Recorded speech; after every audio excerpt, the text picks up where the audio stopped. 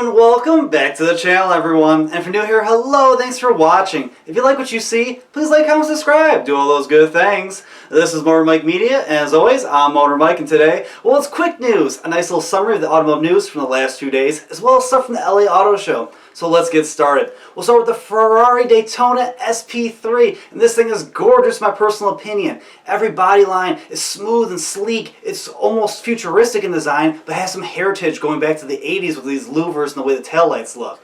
I really dig this thing. The rear end's my favorite of the whole vehicle. I like the little slots going across the LED lights. It's a cool signature look. It reminds me of cyberpunk vehicles, a nice silhouette from the side profile, and an aggressive front end with gorgeous LED headlights. The interior is more modern. I like how Ferrari's going for this race car inspired theme with a nice digital gauge cluster that acts as your main home screen. It has so many different ways to customize it. This vehicle is powered by a 6.5-liter V12 engine, making 828 horsepower. 0 to 60 is 2.85 seconds. Incredible speed, incredible power from a Ferrari. So all those old people will be lining up to buy them.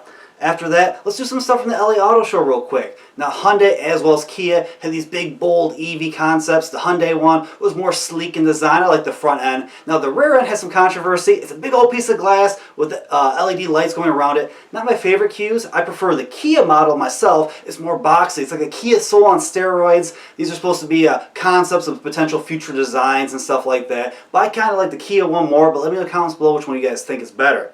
After that, the Mazda Cx-50. This is supposed to be the more rugged off-road vehicle. Now, you're not going to do any serious off-roading in this thing, but it is very capable. This should be able to take you on some dirt roads, some back roads, get you to a campsite, take you fishing and stuff like that, as well as deal with all the weather conditions. Looking at the styling, the front end, well, stylish. It reminds me of the other Mazda products with the sharp LED lights and large grille. Side profile, sharp body lines, a good silhouette overall, but I really like the wheel wells. Adding the plastic cladding, yes, makes it look a little bit more off-road ready, but the way the wheel wells are designed, they kind of bulge out, giving you almost a wide body look, which looks pretty rugged actually. And the rear end, nice taillights in the rear end like other Mazda products. And going into the interior of this vehicle, here's where it really feels premium. The inside here, nice materials everywhere. Everything has good fit and finish, good materials overall, large touchscreen, good tech features. I like the way they did the vents in this vehicle. Now, the rest of the dash reminds me of other Mazda products, but those vents, they're a little bit squared off. It looks a little bit more rugged, fitting the characteristics of this vehicle. And I really like this thing. It's got the turbo engine, 6-speed automatic transmission, so it should be a great vehicle if you're someone that wants something that's a little bit more off-road like. It reminds me of a lot of the Subaru products out there.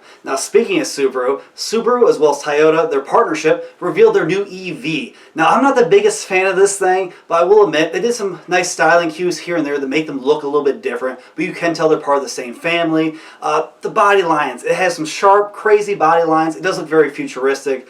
The rear end's where I really don't like it. These tail lights, they're big, they're bold, but they're not me. Now, the interior, it looks alright. I like the little styling cues they made. The whole steering column, it's a weird design, but it's kind of cool in a way. Overall, it has some good numbers. I'm excited for them because this is the future of their EV products. But this one is not really my boat. But overall, I will give them an applause. After that, well, let's talk about Land Rover showed off the new Range Rover. I know it's a mouthful, the Land Rover Range Rover, but this thing looks pretty stylish. Now, basically, they didn't do a whole lot when it comes to a crazy redesign. It's basically an evolution instead of a revolution of the previous design language. Now, the biggest point of controversy and the biggest change is the rear end. The rear end has this crazy LED signature. Now, it looks better when it's illuminated, but I will say it looks kind of concept car-like, which is kind of cool, but doesn't really fit the other Land Rovers we've had before, but it probably will grow on people. The front end looks more traditional, the side profiles. There's less squared offness, which I prefer. It's more roundy, but the interior is awesome. Now, the Land Rover interiors have always been very premium. This has a giant touchscreen digital gauge cluster. The interior quality is just better and better.